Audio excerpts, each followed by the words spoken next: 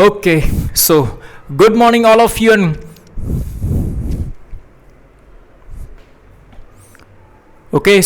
good morning, all of you, and welcome to your beautiful channel, Civis Physics Tutorial GM, the place where you learn the jackass things in the physics. So, chapter number 7. બેટા એમાં આજે theoretical કન્સેપ્ટમાં last lecture આપણે જોવા જઈ રહ્યા છીએ ઢોળાવવાળા સમતલ પર થતી રોલિંગ ગતિ. Is it clear? ઢોળાવવાળા સમતલ પર થતી રોલિંગ ગતિ ખૂબ સરસ મજાનો કોન્સેપ્ટ છે બેટા, જબરજસ્ત મજા આવે એવો કોન્સેપ્ટ છે. પદાર્થ સરકે અને પદાર્થ રોલિંગ મોશન કરે, આ બંનેમાં બેટા ડિફરન્સ છે જે મેં તમને લાસ્ટ લેક્ચરમાં ખૂબ જ સરસ મજાના કોન્સેપ્ટથી આપણે સમજ્યા હતા. અને આજે આપણે સમજવા જઈ રહ્યા છીએ બેટા કે જ્યારે ઢોળાવવાળા સમતલ પરથી પદાર્થ નીચે આવે છે તો એની સાથે બે વસ્તુ થશે, ક્યાં તો એ સરકશે ક્યાં તો એ ગબડશે. આજે બેટા આપણે એને ગબડાવવાનો છે. Is it clear? So let's start બેટા. સુપર જબરજસ્ત એક નંબરનો કોન્સેપ્ટ છે, આપણે સ્ટાર્ટ કરીએ.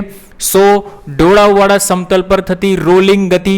બેટા અહીંયા તમે જોઈ શકો છો કે જુદા જુદા ઓબ્જેક્ટને આપણે ઢોળાવવાળા સમતલ પરથી નીચે ગબડાવીએ છીએ. Is it clear? આ એક ચોરસ બ્લોક છે બેટા, એ ફ્રિક્શન લેસ એટલે કે અહીંયા ઘર્ષણ નથી તો ફટાક કરતો નીચે આવી જાય છે. જો જ્યારે બેટા તમે અહીંયા જોશો કે સોલિડ સિલિન્ડર એટલે કે નળાકાર cylindrical shell, solid sphere, spherical cell, આ બધા ઓબ્જેક્ટ અહીંયાથી આમ નીચેની બાજુ આવે છે, તમે જોઈ શકો છો અહીંયાથી. તો આ બધા ઓબ્જેક્ટને બેટા પહોંચતા ઓછો ટાઈમ લાગે છે આના કરતા. Is it clear or not? Done? Okay, જુઓ તમે અહીંયા જોઈ શકો છો solid cylinder, cylindrical shell, solid sphere, spherical shell. તો સૌથી ઓછા ટાઈમમાં બેટા ફ્રિક્શનલેસ ક્યુબ પહોંચી જાય છે, તમે જોઈ શકો છો. એનો મિનિંગ શું થાય બેટા કે ઘર્ષણવાળી જો સપાટી હશે તો પદાર્થને ઢોળાવવાળા સમતલ પર ઉપરથી નીચે આવતા વધારે સમય લાગે છે. તો આજે આપણે આના વિશે ડિટેલમાં બેટા ડિસ્કશન કરવાના છીએ. I hope you understand very well. Okay, તો જુઓ બેટા, ઢોળાવવાળા સમતલ પર જ્યારે આપણે પદાર્થને, કયો પદાર્થ? તો એક એમ દળનો ને આર ત્રિજ્યાવાળા પદાર્થને બેટા થીટા ખૂણાના સમતલ સાથે જ્યારે ગબડાવવામાં આવે છે ત્યારે પદાર્થની જે ગતિ થાય છે તે તેના દ્રવ્યમાન કેન્દ્રથી થશે. એટલે એક વસ્તુ મગજમાં ઘુસાડજો બેટા, એક વસ્તુ મગજમાં ઘુસાડજો. કઈ વસ્તુ સર? તો જો બેટા, આપણે ધારો કે એક આર ત્રિજ્યાનો ગોળો લેવાનો છે. આ ગોળાની ત્રિજ્યા ધારો કે આર છે, આનું દળ ધારો કે બેટા કેપિટલ એમ છે. તો આને જ્યારે આપણે ઢોળાવવાળા સમતલ પર બેટા નીચે ઉતારીશું ત્યારે આની સાથે શું કયા કયા બળ લાગે છે એના વિશે ચર્ચા કરીશું. ઢોળાવવાળા સમતલ પરથી બેટા નીચે આવે તો આ બે પ્રકારની ગતિ કરતો હશે. પહેલું, એક તો બેટા આ રેખીય ગતિ પણ કરતો હશે અને બીજું એ બેટા ચાંક ગતિ પણ કરતો હશે. કઈ ગતિ કરતો હશે બેટા? ચાંક ગતિ. Is it clear? તો આ બંને વિશે આપણે ખ્યાલ મેળવવાનો છે. Late start. ઓકે, ચાલો તો જુઓ, સ્ટાર્ટ. નેક્સ્ટ વન જુઓ બેટા, અહીંયા તમને આકૃતિમાં દર્શાવેલું છે કે ગોળો છે જેની ત્રિજ્યા આર છે, બરાબર, અને એ થીટા સમતલવાળા ઢોળાવવાળા સમતલ પર નીચેની બાજુ આવે છે, ગબડે છે. આ વસ્તુ મગજમાં રાખજો બેટા. પદાર્થ શું થાય છે બેટા? ગબડે છે નો મિનિંગ શું થાય? નીચે આવે છે. તો જ્યારે પદાર્થ ગબડે ત્યારે આપણે એને રોલિંગ મોશન કહીએ છીએ. કઈ મોશન કહીએ છીએ બેટા? Rolling motion. તો જો એના ડાયાગ્રામ પરથી બેટા તને ખ્યાલ આવશે. શું ખ્યાલ આવશે? તો જો આ પદાર્થ બેટા જ્યારે રોલિંગ મોશન કરે ને તો ઘર્ષણવાળી સપાટી છે તો અપોઝિટ ડિરેક્શનમાં એક ઘર્ષણ બળ લાગશે. તને દેખાતું હશે F is equal to mu into N. Okay sir, pen લઈ લો, બીજી બતાવો અમને. જો આયરું F is equal to mu into N. Is it clear? બોલ, સપાટીને લંબ એક લંબ બળ લાગતું હશે એન. Is it clear? બોલ, આ mg, આ ખૂણો થીટા તો આ ખૂણો પણ થીટા થાય તો mg ના બે ઘટક mg cos theta, mg sin theta. સમજ. બોલ, પદાર્થ આ બાજુ આવે છે એટલે પ્રવેગ અહીંયા હશે કે નહીં? તો આપણી પાસે સૂત્ર કયું છે? F net is equal two m into a. તો જો બેટા, F net is equal to mass into acceleration, net force. તો બોલ, પદાર્થ નીચેની બાજુ આવે છે એટલે mg sin થીટાની વેલ્યુ વધારે હશે. કોના કરતા? તો ફ્રિક્શન ફોર્સ કરતા. તો તમે અહીંયા બેટા લખી શકો mg sin theta minus friction force એટલે કે F is equal two m into a. જો અહીંયા મેં ઇક્વેશન બનાવેલું છે આયરું mg sin theta minus F is equal two m into a, cm, કારણ કે દ્રવ્યમાન કેન્દ્ર એટલે કે અહીંયાથી ગતિ કરતો હશે. Is it clear or not? Done? એટલે અહીંયા બેટા આવી જશે ACM લખો, એ લખો, there is no problem. Okay, now see here બેટા. બોલા ગોળો ગોળ ગોળ પણ ફરે છે એટલે આપણે આમ પણ લખી શકીએ. તથા એની પર એક ટોર્ક લાગતું હશે બેટા. Torque is equal to I alpha. આ તો તમને ખ્યાલ છે. F is equal to M પરથી torque is equal to I alpha. Is it clear or not? તથા ટોર્કનું બીજું પણ ફોર્મ્યુલા છે બેટા. Torque is equal to force into perpendicular distance. તો તું અહીંયા જોઈ શકે છે કયું ફોર્સ લાગે છે? ફ્રિક્શન ફોર્સ, અને લંબ અંતર ત્રિજ્યા જેટલું હશે. તો ટોર્ક ઇઝ ઇક્વલ ટુ બેટા two force into perpendicular distance, એટલે કે આર પણ લખી શકે. આ ફ્રિક્શન ફોર્સ આવશે. Torque is equal two friction force into perpendicular distance. એટલે જો બેટા અહીંયા તું જોઈ શકે છે આ કોન્સેપ્ટનો આપણે અહીંયા યુઝ કર્યો. બસ ધેટ્સ ઇટ. ખેલ ખલાસ. ખાલી બધી વેલ્યુ અહીંયા મૂકો, જે આવે તે તમારો આન્સર. ચાલો સાથે મળીને વેલ્યુ મૂકીએ આપણે, જોઈએ કેવો આન્સર આવે છે તે. જો અહીંયા સો mg sin theta minus F. તો જો બેટા mg sin theta minus F. F એટલે બેટા ફ્રિક્શન ફોર્સ છે, તો ફ્રિક્શન મ્યુ ઇન્ટુ એન લખાય. પણ n બરાબર શું છે જો? તો n is equal to mg cos theta. તો mg cos theta is equal to mass into acceleration. Mass into, પણ sir acceleration is equal to શું લેવું? તો બોલ એક્સેલરેશન ઇઝ ઇક્વલ ટુ અહીંયા શું આવશે બેટા? આવડે છે એક્સેલરેશન? તો આ બંને ટોર્કને તું ઇક્વોટ કરી દે. ટોર્કને ઇક્વોટ કરીશું એટલે બેટા અહીંયાથી acceleration is equal two formula મળી જશે. આપણે ખ્યાલ છે, પરંતુ વી નો ધેટ શું બેટા? Acceleration is equal to R alpha. આ એક આપણી પાસે સૂત્ર છે સરસ મજાનું. એક્સેલરેશન ઇઝ ઇક્વલ ટુ કયું ફોર્મ્યુલા છે બેટા? Acceleration is equal to R alpha. આ એક ખૂબ સરસ મજાનો ફોર્મ્યુલા છે, આપણે આનો યુઝ કરવાના છીએ. ઓકે, બોલ અહીંયા સુધી સમજ પડી? ફરી એકવાર જોઈ લે. Net force is equal to M into A. પદાર્થ કઈ બાજુ આવે છે? નીચેની બાજુ આવે છે, એટલે mg sin થીટા વધારે હશે ફ્રિક્શન ફોર્સ કરતા. So mg sin theta minus F is equal to M into A cm. તથા આપણે ખબર છે કે torque is equal to I alpha થાય, અને torque is equal to force into perpendicular distance, એટલે કે બંને આપણે લખી શકીએ. તો આ I આલ્ફા અને આ F ઇન્ટુ આર, આ બંનેનો આપણે યુઝ કરીએ તો જો બેટા અહીંયા આવું થાય. માટે I alpha is equal to F into R. So that's why alpha is equal to શું મળશે બેટા? F R upon I. આનો પણ આપણે યુઝ કરીશું. બોક્સમાં પેક કરીને મૂકી દે. ઘણા બધા ફોર્મ્યુલાઝનું કોમ્બિનેશન બનીને આપણે ફોર્મ્યુલાઝ ડિરાઈવ કરવાના છીએ, એટલે આ એક એક કી પોઈન્ટ યાદ રાખજો. બોલો અહીંયા આલ્ફાની વેલ્યુ કેવી રીતે આવી તે સમજ પડી કે ના પડી? ડન. ઓકે, કોઈ પ્રોબ્લેમ નથી ને? ચાલ એ, તો A is equal to R alpha થશે. તો અહીંયા આપણે A is equal to R alpha. ફરી પાછું એકવાર mg sin theta minus F. mg sin theta minus F એટલે મ્યુ ઇન્ટુ એન થાય, તો mu into mg cos theta. એમ એઝ ઇટ ઇઝ. એ એટલે બેટા આર આલ્ફા, તો આર આલ્ફા મૂકી દીધું. બસ આલ્ફાની વેલ્યુ ફરી પાછી અહીંયા રિપ્લેસ કરો બેટા. આલ્ફાની વેલ્યુ આપણે હવે શું કરવા જઈ રહ્યા છીએ? રિપ્લેસ કરવા જઈ રહ્યા છીએ. ઓકે, તો બેટા અહીંયાથી આપણે આ મ્યુની વેલ્યુ મળી જશે.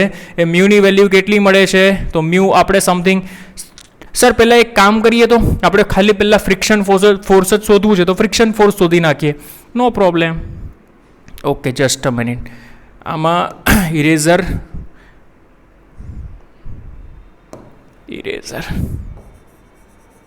Just a minute. હા બેટા, નો પ્રોબ્લેમ. ચાલો નાવ જો mg sin theta minus F is equal to mass as it is. Acceleration is equal to બેટા આર આલ્ફા. તો અહીંયા મૂકી દે આર આલ્ફા. આલ્ફાની વેલ્યુ શું છે? તો આર આઈ ઉચકીને અહીંયા મૂકી દો. સો વોટ વી રાઇટ બેટા? mg sin theta minus F is equal two, જો ચેક કર, mr એઝ ઇટ ઇઝ. આલ્ફાની વેલ્યુ શું છે? તો એફ આર અપોન આઈ. તો અહીંયા મૂકી દે એફ આર અપોન આઈ. ખેલ ખલાસ. That's it. તો અહીંયાથી બેટા એફની વેલ્યુ આપણે મળી જશે. શું મળશે? F is equal to mg sin theta upon 1 plus R square upon K square. Very very most IMP. આ ફ્રિક્શન ફોર્સની આપણે વેલ્યુ મળી કે જ્યારે કોઈ પદાર્થ થીટા ખૂણ ઉપર નીચેની બાજુ બેટા ગબડતો હશે ત્યારે ફ્રિક્શન ફોર્સ કેટલું મળે? તો friction force F is equal to mg sin theta upon 1 plus R square upon K square. તો mg sin theta 1 plus R square upon K square. Is it clear? R એટલે બેટા આ જે પણ ગોળો છે એની ત્રિજ્યા, અને કે એટલે બેટા આપણે એને કહીએ છીએ ચક્રાવર્તનની ત્રિજ્યા. એ કેવી રીતના ફાઇન્ડ થાય એ આપણે ઓલરેડી શીખી ચૂકેલા છીએ. બોલો અહીંયા સુધી કોઈ પ્રોબ્લેમ? સમજ પડી? 100% શ્યોર? અરે મજા આવે છે, enjoy. Okay sir, done. Now see here. હવે સમજ બેટા, કન્ડિશન ઇઝ ધેટ જો ગોળો બેટા નીચેની બાજુ ગબડતો હોય તો સીધી વાત છે, ગબડવા માટે ઘર્ષણ બળની વેલ્યુ એ મ્યુ mg cos θ કરતાં ઓછી હોવી જોઈએ. સર કંઈ સમજ ના પડી શું કહેવા માંગો છો તે? સમજ ભાઈ. બોલ, ઘર્ષણ બળ આ બાજુ લાગે F = મ્યુ * n. ઓકે, તો F = મ્યુ * n. n બરાબર કોણ છે? તો mg cos θ છે. તો ઘર્ષણ બળની વેલ્યુ કેટલી થઈ? ઓકે સર, એક જ મિનિટ, તમે અહીંયા લખી દો નહીં. તો આ ઘર્ષણ બળની વેલ્યુ થઈ બેટા F = મ્યુ mg cos θ. એટલે જો પદાર્થને ગબડવું હશે બેટા તો આ જે F છે ને, ફ્રિક્શન ફોર્સ, એ ફ્રિક્શન ફોર્સની વેલ્યુ કેટલી હોવી જોઈએ? તો મ્યુ mg cos θ કરતાં ઓછી અથવા એના જેટલી હોવી જોઈએ. એટલે કે અહીંયા જો F is less than or equal to mu mg cos θ આ કન્ડિશન હોય તો આપણા માટે કામનું. તો બોલ, F is less than or equal to mu mg cos θ, but F is equal to what? આપણે અહીંયા પ્રૂફ કર્યું mg sin θ upon 1 plus r² upon k². તો mg sin θ upon 1 plus r² upon k² less than or equal to mg cos θ. છમછમ કોણ થાય છે? તો mg છમછમ થઈ જશે. Is it clear? સાઇનના છેદમાં cos એટલે tan થઈ જશે. તો બેટા અહીંયાથી આપણે મ્યુની વેલ્યુ મળી જશે. વેરી મોસ્ટ IMP, શુદ્ધ રોલિંગ મોશન માટે ઓછામાં ઓછી મ્યુની વેલ્યુ બેટા આટલી હોવી જોઈએ. Is it clear or not? શુદ્ધ રોલિંગ મોશન માટે ઓછામાં ઓછી મ્યુની વેલ્યુ કેટલી હોવી જોઈએ? મ્યુ એટલે બેટા ઘર્ષણાંક છે. Mu minimum is equal two tan θ upon 1 plus r² upon k². Super, જબરજસ્ત, એક નંબર. જલ્દી જોઈ લે ફટાફટ, fast. Mu minimum is equal two tan θ upon 1 plus r² upon k². Is it clear? Done?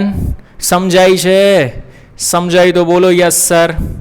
Okay sir, done. એટલે બેટા જો પદાર્થે ગબડવું હશે તો ઓછામાં ઓછો કેટલો ઘર્ષણાંક હોય એવું તમને પૂછે કે ભાઈ આટલા 37 ડિગ્રી એંગલ વાળો એક સમતલ છે તો એને ઘર્ષણાંક કેટલો હોવો જોઈએ કે જેથી પદાર્થ ગબડી શકે? તો મ્યુની વેલ્યુ શોધો તો પૂછી શકે. You have to memorise the formula. તમારે યાદ રાખવું પડશે. સર ફરી પાછું એકવાર લખાવી દો, લખી નાખો એટલે તમને પણ બેટા મજા આવે. શું છે? મ્યુ મિનિમમ ઘર્ષણાંક ઇઝ ઇક્વલ ટુ વોટ બેટા? tan θ upon 1 plus k² upon r². બોલ, is it clear or not? Done? સમજાય છે? 100% શ્યોર? Note down. જલ્દી ફટાફટ નોટ કરી લો એટલે આગળ વધીએ બેટા. નેક્સ્ટ આપણે ડિસ્કશન કરવાના છીએ કે ઢોળાવવાળા સમતલ પર પદાર્થનો વેગ કેટલો આવે, પ્રવેગ કેટલો આવે, કેટલો સમય લાગે. ખૂબ સરસ મજાના કોન્સેપ્ટ છે બેટા. અને ચાંક ગતિમાં આના પરથી ઘણી બધી વાર ક્વેશ્ચન્સ પૂછાઈ ચૂકેલા છે, તો એના વિશે આપણે ડિસ્કશન કરીશું. Next one. તો જુઓ બેટા, આ આપણા માટે છે ઢોળાવવાળા સમતલના તળિયે. એટલે કે આ પદાર્થ ગબડતો જ્યારે અહીંયા આવે છે ત્યારે તેનો વેગ કેટલો હશે એ આપણે જોવાનો છે. Is it clear? Yes sir, is it clear? તો જુઓ બેટા, સીધી વાત છે કે પદાર્થ જ્યારે અહીંયા હશે તો પદાર્થ પાસે કઈ ઉર્જા હશે? તો h ઊંચાઈ પર બેટા એની પાસે સ્થિતિ ઉર્જા હશે. કઈ ઉર્જા હશે બેટા? સ્થિતિ ઉર્જા. બરાબર. સ્થિતિ ઉર્જા એ શેમાં કન્વર્ટ થાય છે બેટા? તો સ્થિતિ ઉર્જા એ ગતિ ઉર્જામાં કન્વર્ટ થાય છે. ગતિ ઉર્જા બેટા અહીંયા બે પ્રકારની હશે. પહેલી ગતિ ઉર્જા હશે રેખીય અને બીજી ગતિ ઉર્જા હશે બેટા ચાંક ગતિ ઉર્જા. Is it clear or not? તો બોલ, સ્થિતિ ઉર્જા. તો h ઊંચાઈ પર સ્થિતિ ઉર્જા કેટલી આવે બેટા? તો mgh. Is it clear or not? અરે સીધી વાત છે. h ઊંચાઈ પરથી પદાર્થ ગબડે છે, શરૂઆતમાં સ્થિર અવસ્થામાં હતો ત્યારે એની પાસે સ્થિતિ ઉર્જા છે, પછી ગબડે છે તો સ્થિતિ ઉર્જા એ શેમાં કન્વર્ટ થાય છે બેટા? ગતિ ઉર્જામાં કન્વર્ટ થાય છે. તો યાંત્રિક ઉર્જા સંરક્ષણના નિયમ મુજબ સ્થિતિ ઉર્જા એ ગતિ ઉર્જામાં કન્વર્ટ થાય છે. તો સ્થિતિ ઉર્જા mgh is equal two half ગતિ ઉર્જા. તો રેખીય ગતિ ઉર્જાને આપણે લખીએ છીએ બેટા હાફ mv², અને ચાંક ગતિ ઉર્જાને આપણે લખીએ છીએ બેટા હાફ I⍵². પદાર્થ ગબડે એટલે બે પ્રકારની એની પાસે ગતિ ઉર્જા હશે. ઓકે સર, ફાઇન, આઈ અન્ડરસ્ટુડ વેરી વેલ. ઓકે બેટા. નાવ હવે અહીંયા સમજ, પરંતુ બેટા આપણે ખ્યાલ છે કે આ પદાર્થ એ નક્કર છે, ગબડે ત્યારે એની જડત્વની ચાંક માત્રા I બરાબર આપણે લખી શકીએ mk², તથા ગબડે છે તો બોલ ઓમેગા, તો V is equal two R omega, આ સૂત્ર યાદ છે, તો omega is equal two V/R થાય કે નહીં? બસ આ બે કોન્સેપ્ટ કી પોઈન્ટ છે, ધ્યાનમાં રાખજો. અહીંયા આપણે રિપ્લેસ કરવાનું છે. તો જો I ની જગ્યા પર રિપ્લેસ કરી દીધું બેટા mk² અને ઓમેગા સ્ક્વેર છે તો ઓમેગા સ્ક્વેરની જગ્યા પર V²/R² આવી જશે. તો આની જગ્યા પર રિપ્લેસ કરી દીધું V²/R². બંનેમાંથી સામાન્ય કોણ નીકળે? તો હાફ mv² સામાન્ય કાઢી નાખ્યું, બચ્યું 1 + k²/R². ઇઝ ઇટ ક્લિયર બેટા? m થી m છમછમ કરી શકો છો, m થી m છમછમ કરી શકો છો. તથા જો અહીંયા આકૃતિ પરથી તને દેખાય છે કે આકૃતિ પરથી sin θ બરાબર શું થાય બેટા? જોઈ લે અહીંયા આકૃતિ પરથી sin θ ઇઝ ઇક્વલ ટુ સામેની બાજુ એટલે કે h ના છેદમાં s. બોલ તો હું શું લખી શકું? તો અહીંયાથી h is equal two s sin θ. અરે લખાય કે ન લખાય? Is it clear? તો h is equal two s sin θ. તો અહીંયા બેટા જ્યાં h છે ત્યાં એ s sin θ રિપ્લેસ કરી દેશે એટલે આપણે ખૂબ સરસ મજાનું સૂત્ર મળી જશે, વેલોસિટી ઓફ રોલિંગ. એટલે કે પદાર્થ જ્યારે h ઊંચાઈના સમતલ પરથી ગબડે છે, શબ્દ ઉપર બહાર આપજો, ગબડે છે, સરકતો નથી, ગબડે છે. સરકવું અને ગબડવું બેટા આ બંનેમાં difference. Is it clear or not? h ઊંચાઈના સમતલ પરથી જ્યારે ગબડે છે ત્યારે એનો વેગ કેટલો હશે બેટા?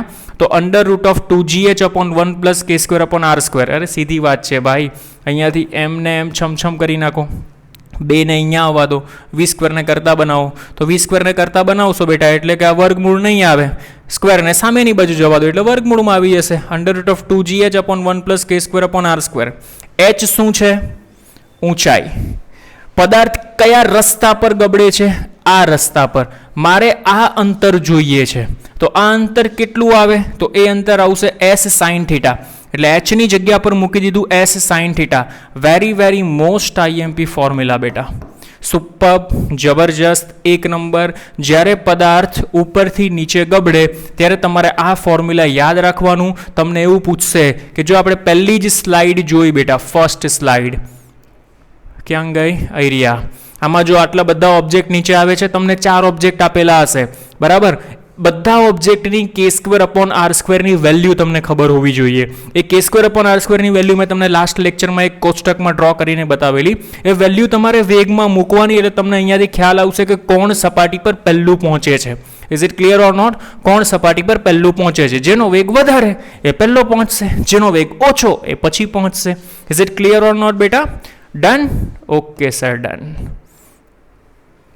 તો આ બેટા છે વેગ.